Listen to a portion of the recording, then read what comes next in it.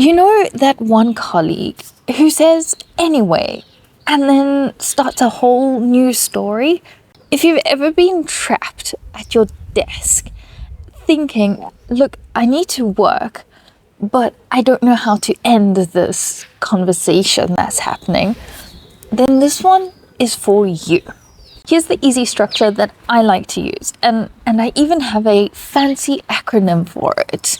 It's called ACE. A stands for acknowledge, C stands for close, and E stands for exit. Acknowledge means that you've listened and that you've truly heard what the person is saying.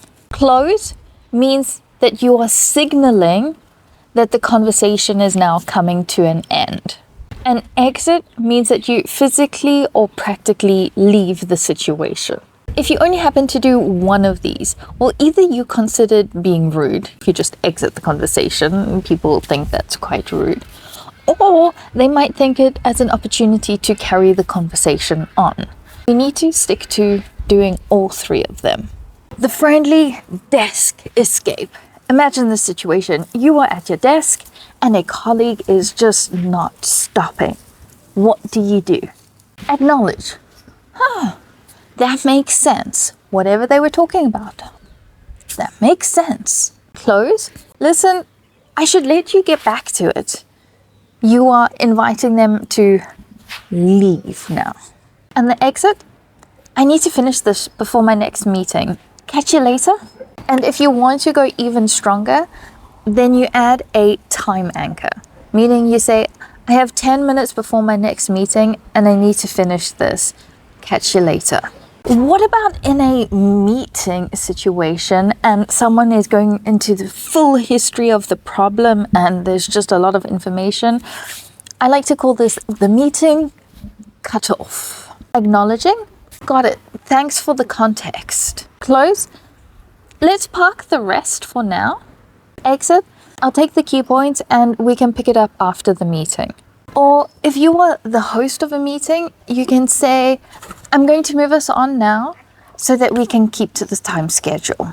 But Jessica, what do we do when the person is just not letting us talk? And we need to get in there. Interrupting is rude, isn't it? Well, yes, interrupting can be rude, but you can interrupt politely too. And here's how you do it. You say, sorry to jump in, give a quick reason, and one action. For example, sorry to jump in, I'm on a bit of a deadline. Can you send through the summary on Slack?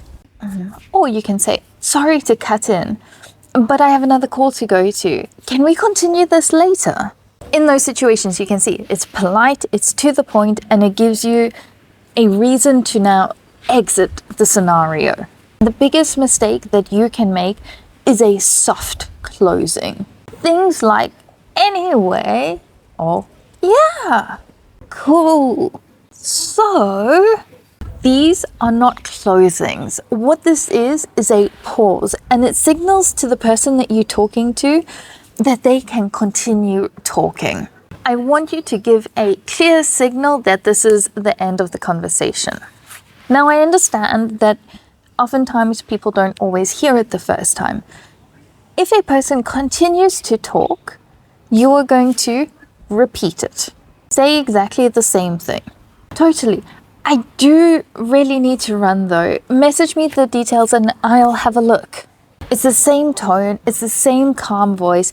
Your challenge for this week is I want you to pick one of the phrases that If you enjoyed this video, let me know. And also let me know if you would like a follow-up video where I talk about how to handle that person that keeps coming back every day.